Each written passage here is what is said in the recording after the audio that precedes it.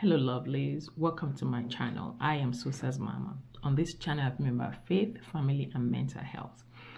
A quick disclaimer, I'm not your counselor and I'm here to give a diagnosis of any kind, but I do these videos for the sole purpose of improving my own skills and just educating myself. So if peradventure you find something useful that you feel you can apply to your life, please feel free to apply them.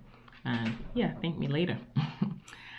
Yes, thank you for joining me again. On today's video, I actually want to take you into my kitchen so I can share with you another recipe I found for making Nigerian meat pie.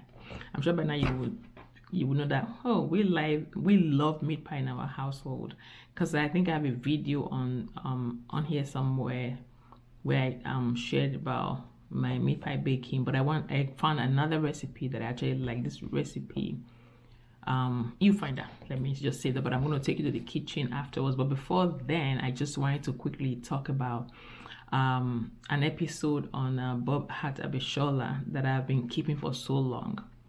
And I've been keeping it for so long because my dear husband wanted to see the episode first, and I didn't want to be like the spoiler alert like he calls it. But oh well, husband, I'm sorry. I'm going to be spoiling that right now because it's been almost a year now and you just still haven't seen that episode. So yeah, I'm just going to talk about vulnerability amongst African parents. So from an African perspective, but my focus is really going to be more on Nigerian parents because that's what I know. I don't want to assume every African household is the same way, so I'm going to go what I know. So I'm going to talk about vulnerability, but also I believe I did a video on that same topic some time ago, so I'm going to link it up somewhere here so you can also check that out. But again, specifically today, I'm going to be focusing on Nigerian parents, just based off of what I saw on Bob Hat Abishola. And this episode I'm going to be talking about, it's I think it's season 3, episode 17, yes, of Bob Hat Abishola. I'm just going to give you a brief summary. Again, sorry for any spoiler alert for anybody, my husband included. On this episode, Abishola's mom had come to visit with them. She kind of basically overstayed her visit. So they were trying to do everything to try to get her to leave. So if I remember correctly, she went on a drive with Abishola, either go to the airport or whatever they were doing, but they were in the car. And then they were having a conversation. So somehow Abishola got to find out that her parents were having problems in their marriage. You know, as a Nigerian child, when parents are having issues, some parents are very good at hiding that. You don't know about, some overshow and overshare, but some don't really show nothing. So you really don't know what is going on in your household. So in this particular on this particular episode, Abishola got to find out more about her parents' marriage, or supposedly perfect marriage. And the way the mother did it was like, she didn't really like come out to talk about what she was dealing with, but she was speaking in codes, and Abishola got the message. And I just saw, what I saw between mother and child in that moment was the Nigerian mother being vulnerable, which is a thing that is not so common in our community, if I can use that, and a child being supportive. So why did I say all of this? I said all this to say that vulnerability is not weakness, but in our culture, our parents have been taught, we all have been taught to believe that it's weakness. So a lot of times we tend to just bottle in a lot of things. We don't want to share our problems. Heck, we don't even want to seek for help. You know, tell a Nigerian parents about therapy, they're going to be like, are you that weak, or are you sick or something? Because they don't understand that. But just seeing that episode, I was just so happy, like, wow, for a Nigerian mother to be that open, like indirectly open to her daughter, and for the daughter not to even judge her. I think that helped Abishola understand the mother even more, even though it was just kind of that short clip. I mean, that's my own opinion. So yeah, that's just what I wanted to share again about being vulnerable.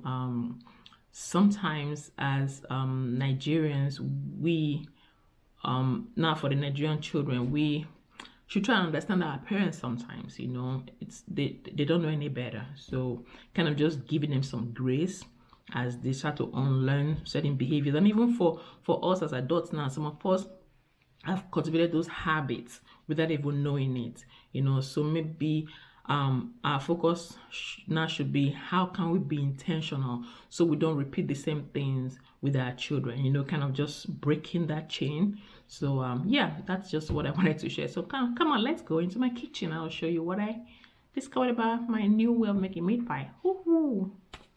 Okay, I'll see you in the kitchen. Welcome to my kitchen. As you can see, I already have all of my measurements out, everything all ready to go. I am gonna share a link to the original recipe so you can get all the measurement, but I had to double all of my measurement because I was making chicken and meat pie. So as you can see, everything's on there.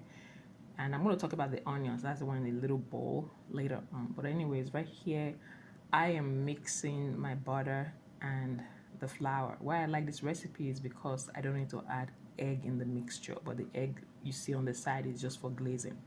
Now I'm adding water. I'm just going to mix it all up together.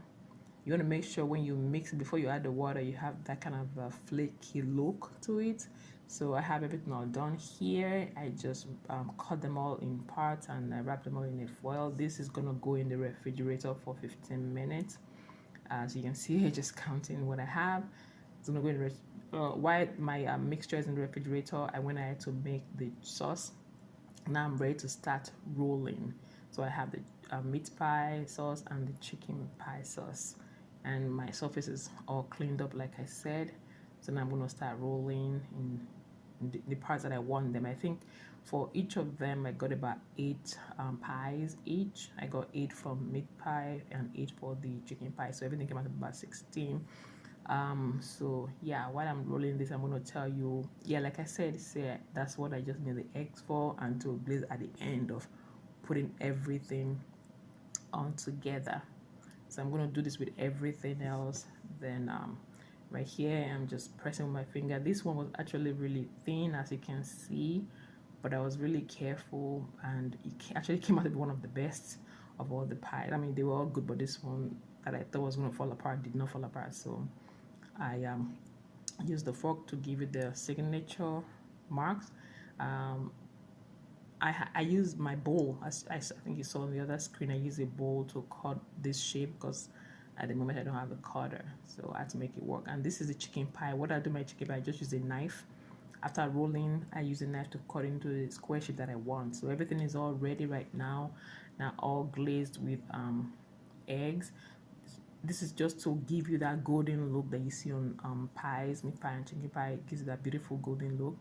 All of this is gonna go in the oven for 30 minutes. The original recipe says to set your oven for 375 Celsius, I believe, but because I thought that was too high for my number, so I set it at 375 degree Fahrenheit for 30 minutes. So it's just gonna go in there and it's gonna bake for a while. So yeah, while that is baking real quick, the recipe calls to like dice your onions, but I had to cut mine because I had to blend mine because of my daughter. She come and pick it with onions. So that's a story for another day. So now the meat pie is done, and it looks good. I see all the crack. I'm going to turn off the lights for a little bit so you can actually see without the light. Yeah, this is how it came out. But I wanted the crunchy, crusty look that the original recipe had, so I just put it back in the oven again. This time around, I set my oven to like 400 for another 15 minutes or thereabouts. So this is the final bake, and it came out really well. Boy, I tell you, it was so good. It was so nice and crunchy. Yeah, so yeah, that's all of my pie baking. I hope you enjoyed being with me in my kitchen. Thank you and have a blessed one.